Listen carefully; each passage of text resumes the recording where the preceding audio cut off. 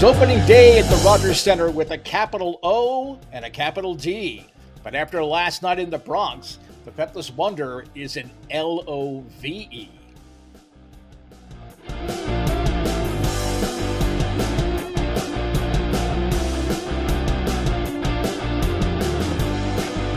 Streaming to Blue Jay fans everywhere on the Jays from the Couch YouTube channel, it's time to enjoy the views from the On Fek Circle. Every Tuesday, 6 p.m. Eastern Time, you can laugh a little while thinking a lot about baseball from a Blue Jays point of view. We aren't just talking at you. This is a baseball conversation, so share your questions and comments during the live show and throughout the week.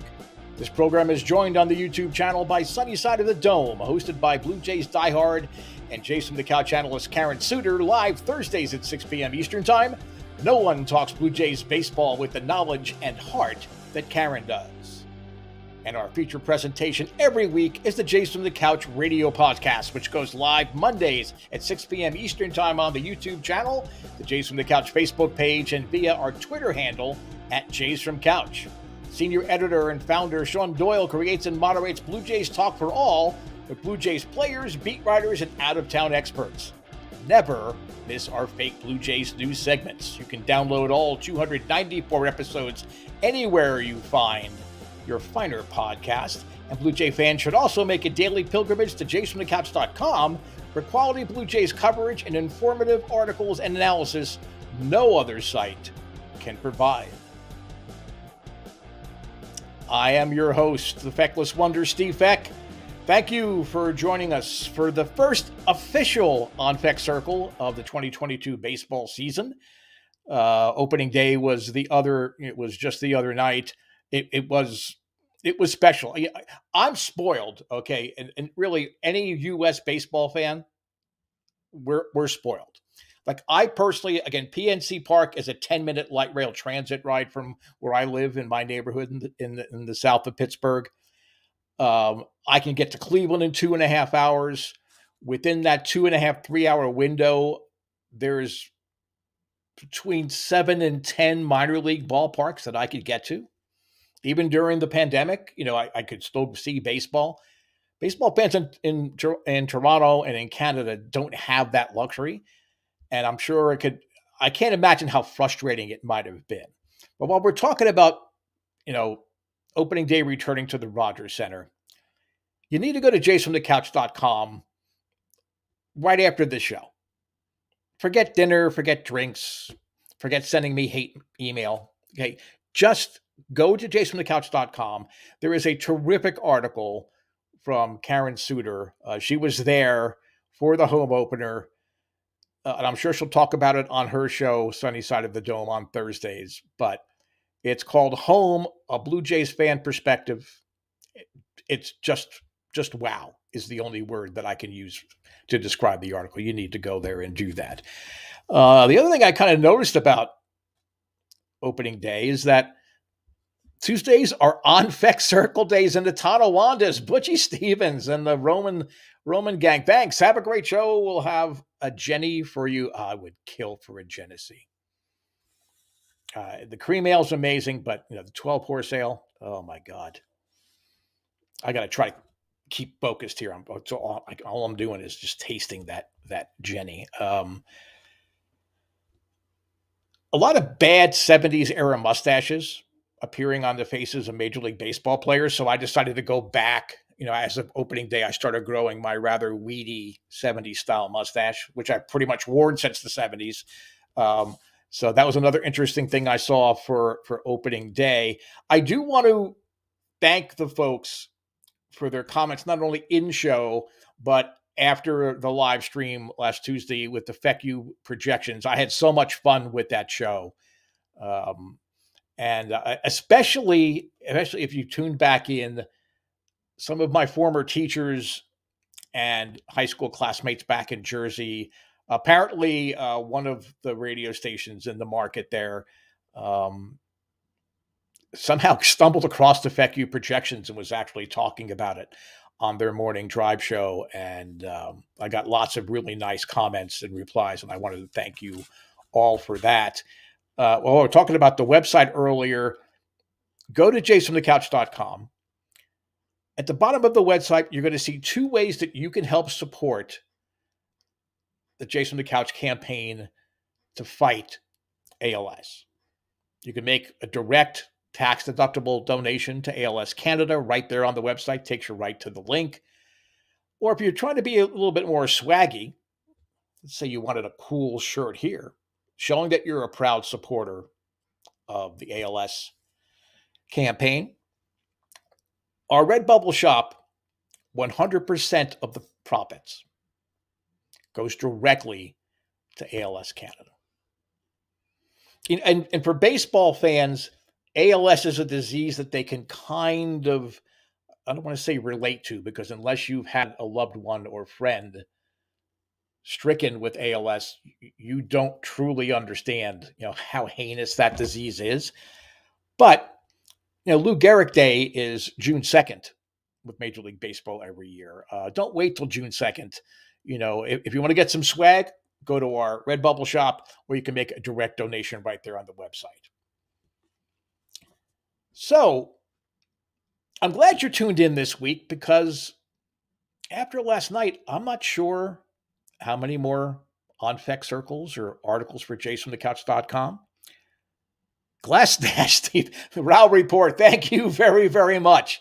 I mean, unfortunately, it's coming in grayer and grayer each time, so it's hard to pick up, here on the podcast. But believe me, as it fills in more, it's only been a couple of days, it'll be really pathetic. But thank you, Row Report, another terrific baseball podcast that you should check on a regular basis. But this, for all I know, this could be, if I could work out the logistics, it might be my last On Fek Circle. Because I have decided, after watching Alek Manoah pitch against the Yankees in Yankee Stadium, his first start of the year, I'm going to forego all material goods and pleasures. And I'm going to take my hound dog, and I'm going to follow Alek Manoah around all season long for the rest of my life. As long as he's pitching, I'm going to just follow him around North America to go to whatever ballpark he's pitching at. He was just masterful. And yes, okay, it's deliciously better that he did it against the Yankees. I mean, he's in the Yankees' head. And that started back last spring training when he struck out, I forgot how many consecutive Yankees. Was it 5? Or I keep wanting to say it was 18. I know it's not that many, but serious man crush being developed here by me on Alek Manoah. How like back in the in the 70s and 80s and even into the 90s, fans of the Grateful Dead would just give up their lives and they would travel all over the world to watch concerts. The Deadheads. I guess I'm going to be a Manoah goer, or I can be like that religious cult, the Moonies. Maybe I'll be a Manoah. I'm that enamored with this young pitcher. Just his 21st major league start. I mean, it was just a beautiful baseball game to watch. And I had the pleasure of watching him in college. Starting as a freshman, he went to West Virginia University, about 90 minutes south of where I live in Pittsburgh. The games were on TV. So, I mean, as a freshman, he was a big, burly guy that didn't always know where the ball was going, didn't really have great command, but his poise was unbelievable. And he just got better every appearance. Started in the bullpen, became a reliable starter. I was very happy when the Blue Jays drafted him. You watch him pitch, and I'm sure he's nervous. I'm sure, every athlete, I think, they might not admit it, but they get those butterflies and those jitters. But he is just unafraid to say, here's my best stuff. Go ahead and try to hit it. If he throws his two-seam fastball, it's breaking in and jamming hitters, whether they're right-handed or left-handed hitters, but especially against right-handers, he places it there. His four-seamer has movement. It takes off. It sneaks up on you, and it's just blowing by hitters. And his changeup, he didn't really have a changeup in college.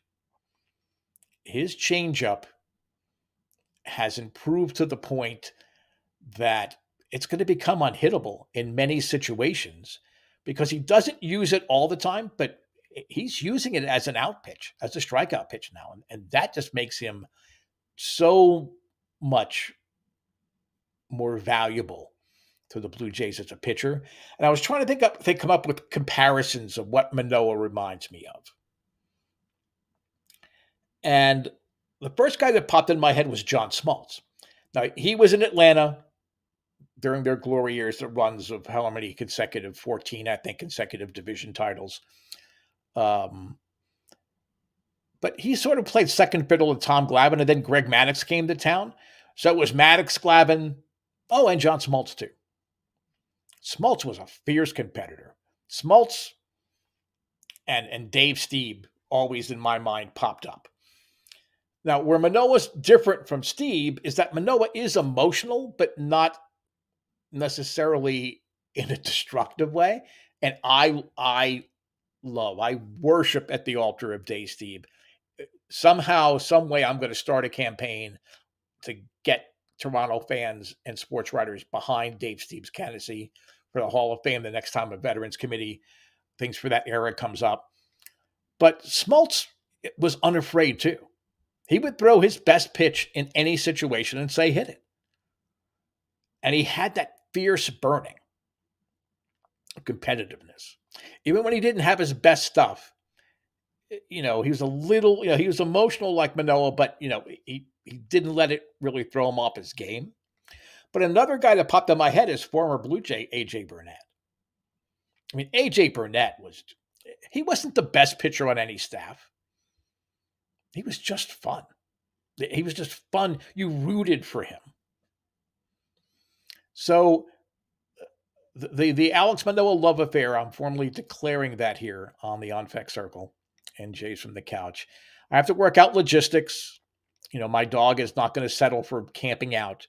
He's going to want to have his own bed, room service. So I have to kind of work that into my equation. I do have a daughter that's still in high school, so I should probably hang around. Though she barely comes out of her room anyway. She probably won't even notice I'm gone. It might take to the end of the year before she even notices I'm not around. But Alek Manoah's performance was pretty amazing. And we're just seeing the beginning of all the great days for Alek Manoah. Everybody has that player. Growing up as a kid, it was Carl Yastrzemski. And that's why I rooted for the Red Sox. I mean, it would have been easy for me to root for the Yankees or the Mets. They were on TV all the time, but I lived in central Jersey, the what I call the slum section of the Jersey Shore. So I could also pick up Philadelphia Philly games, both on the radio and TV. So I had those three teams that I could root for. I could have picked them, watched them on a daily basis, and said, "Boy, that's my team." But I saw Yaz in '67 during that impossible dream season, the Triple Crown season, and I never shook it. I rooted for the Red Sox as much as I watched the Yankees and the Mets and the Phillies on a regular basis. I was a Red Sox fan because of Carl Yastrzemski. People that are on the fence with his frame, it's hard not to compare him to CC Sabathia. Wow, I that's a great point, Robert. I hadn't thought of CC. I guess because of temperament. I mean, CC was a tough competitor, and he was a tough pitcher with nasty stuff, but CC Sabathia. Yeah, he took control of games. I mean, that stretch that he had when he went from the Indians to the Brewers. Thank you, Mark Shapiro, says Milwaukee Brewer fans. During that stretch, he was throwing things anywhere he wanted to as well. He was just toying with hitters. And that's another great thing. And again, thank you for contributing in there. If you have questions or comments or just want to yell at me, if you're on YouTube or on Facebook or on Twitter, just type in your comment. Our editor, Shaun Doyle, is behind the scenes producing the show. He will put your questions up. Again, this is a conversation. I'm not trying to get you to necessarily agree with me. I want you to at least think about some of the things that I bring up. And ordinarily, they're not always very flattering. And maybe I do go overboard and gush about certain things or wish for the good old days. But I'm old enough to have good old days. A lot of you that watch this show aren't there yet. They're starting to think about good old days. Oh, remember 92, 93 back-to-back World Series championships. Okay, I remember the expansion years. I remember sitting in the cold, in the snow, in Exhibition Stadium, which you see pictured behind me here. We're going to talk about Exhibition Stadium later in the Blue Jays Bedtime Story segment. But Alek Manoah, man, I gushed about Nate Pearson when he made his major league start. I still think Nate Pearson has a future in Major League Baseball. I don't think it's going to be as a starting pitcher. He's going to be a back end of the game dominant reliever if he can stay healthy. But sometimes players, as much as you love them and you see their talent, they either just can't put it together at the major league level. And you see that on every team, not just the Blue Jays. And some guys just can't stay healthy. Joba Chamberlain. When you think of Pearson, I kind of think of Joba Chamberlain. And he just couldn't stay healthy. Steve Busby, dating myself, going back to the 70s.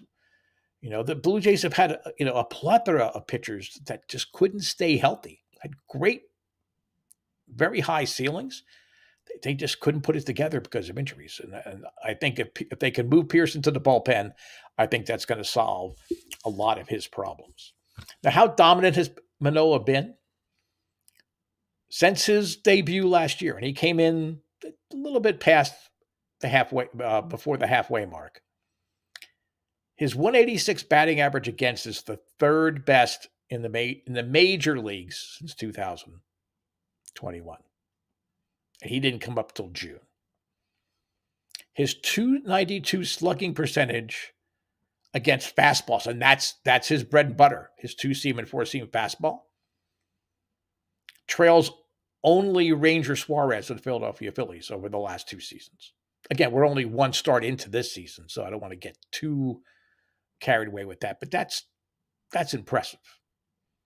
If you have a pitcher that has 2 different types of fastballs, I mean, you can argue that one's really a slider, not a fastball with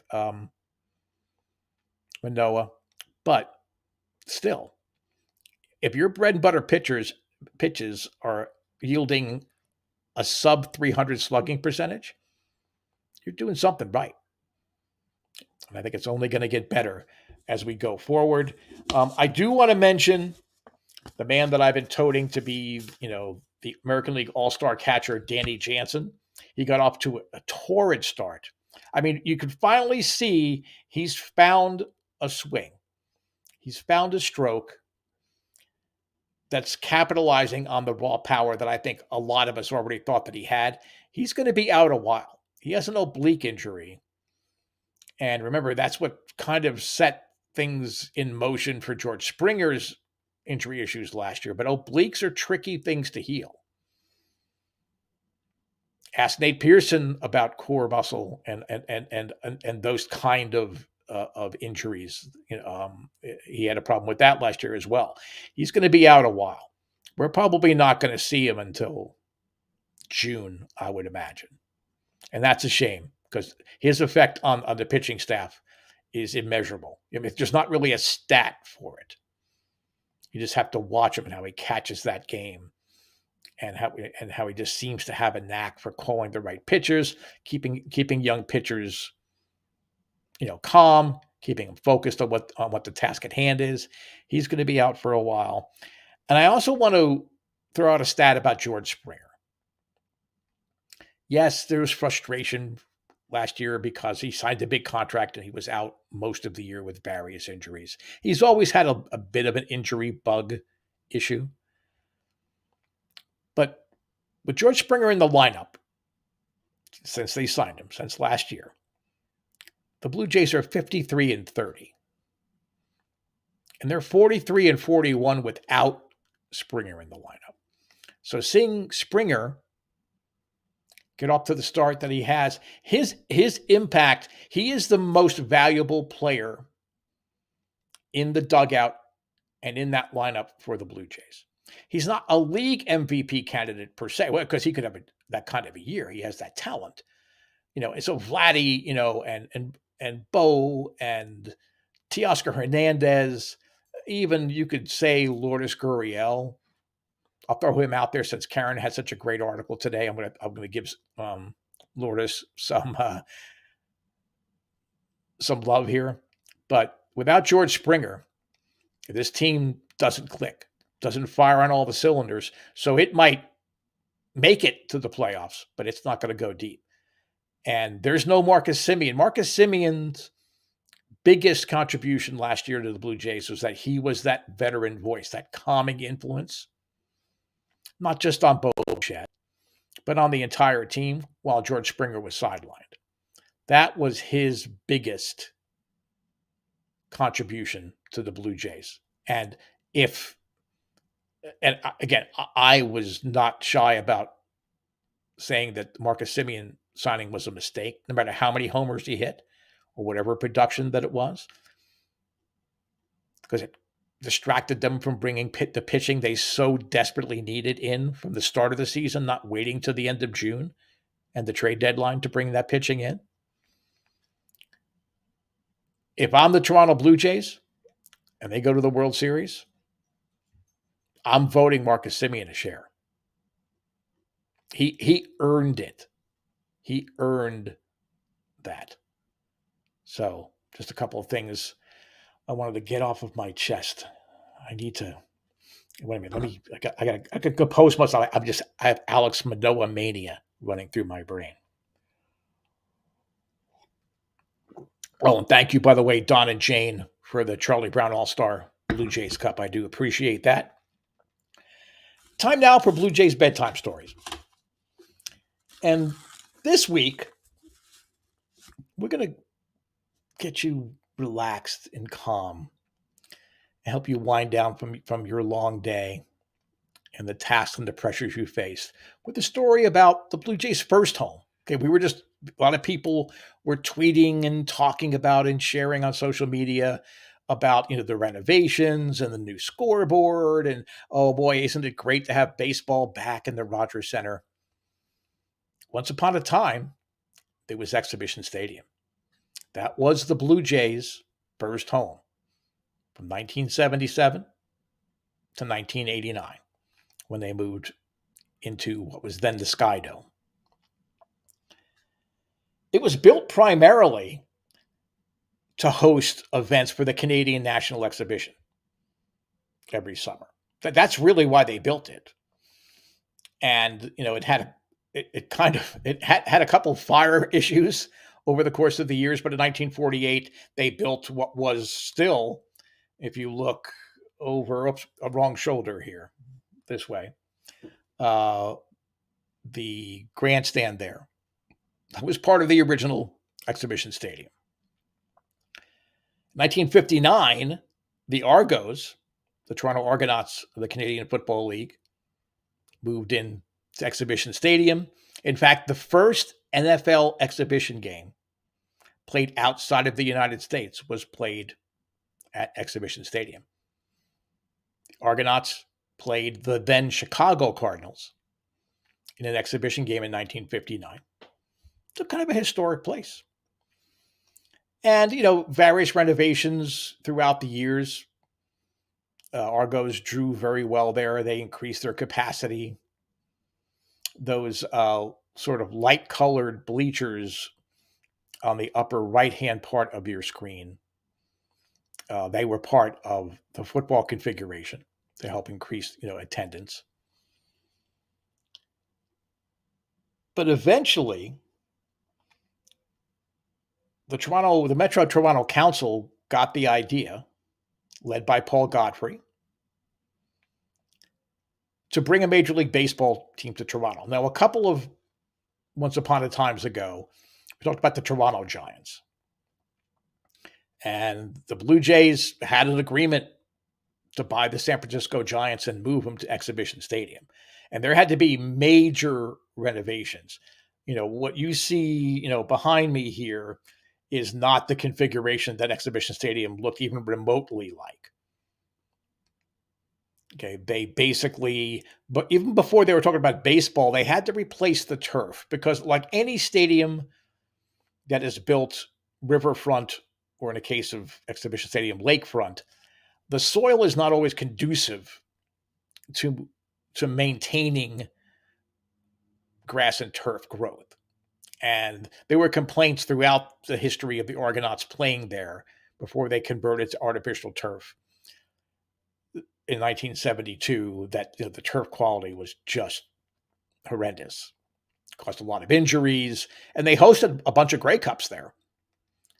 So it became a big deal. First, they invested in the artificial turf, and then Metro Council approved what ended up being a total of $17.5 million Canadian. It was originally $15 million what was allocated to build the semicircle ring of seats. Now, you can't see the left field pole in the picture up behind me in the background, but those seats kind of went from there all the way around to where you see those light color things over in right field. It was originally good enough to get the Blue Jays an expansion team granted. I mean, some of it was to make up for the fact that the Giants kind of played them a lot. Yes, the owner sold them, but they knew that San Francisco and the lease at Candlestick Park would never go through, would never be broken satisfactorily. There'd be a lot of court issues. So Toronto was already on the radar because of Montreal's modest successes. So they put a team in Toronto. Now, in the heyday of Exhibition Stadium, before it was reconfigured to a baseball setup, you could seat up to 54,000 people for an Argonauts game. I believe the original North American Soccer League team played there as well. I'm trying to remember for sure, but I'm pretty sure they played some games there as well. But the configuration is such that for baseball to begin with, it was only about, I think, 38,000. It eventually went to 43. But they didn't always sell the seats, down the right field blind. They kind of locked that off. And I'll get to that in a little second as to why they didn't always sell those seats until the team started getting good. But because of a Canadian Football League field is 33% larger than an NFL field, both width-wise, and then you have the extra length in the end zones.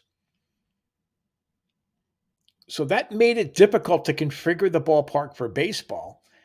And I don't know how many of you out there may have actually sat in Exhibition Stadium, but those seats along the far right field line, you actually probably had a better view of the grandstand out there in center field and left field than you really did of the field. And even the box seats, the prime seats, were pretty far removed. It was a big foul territory. They were pretty far removed from the action just because they had to keep the stadium multi-purpose. And multi-purpose stadiums, and I live here in Pittsburgh with Three Rivers Stadium. It was geared for football and for concerts. It was not a great baseball facility. And Paul Beeston had a pretty interesting comment about it. He was the first president of the Toronto Blue Jays. And he said that not only was Exhibition Stadium the worst stadium in baseball, it was the worst stadium in sports. It was not a place that players necessarily embraced. They came to love it, sort of like with Shea Stadium and the Mets. They famously, when they talked to the '86 Mets team, everybody seems to think is one of the greatest teams of all time. I was a season ticket holder. I don't think they were the greatest of all time.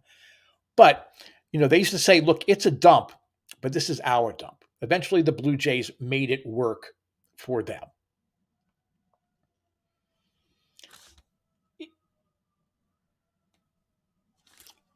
The problem when you have a team on one of the Great Lakes, weather April, May is not the best. It's not the warmest.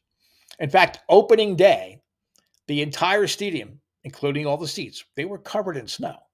They had to borrow the Zamboni from Maple Leaf Gardens to actually clear the turf so they could play their home opener April 7th, 1977. And there's a lot of weather-related stories or complaints throughout the years. The two best, the first one happened in September of 77, September 15th. The Baltimore Orioles actually forfeited a game to the Blue Jays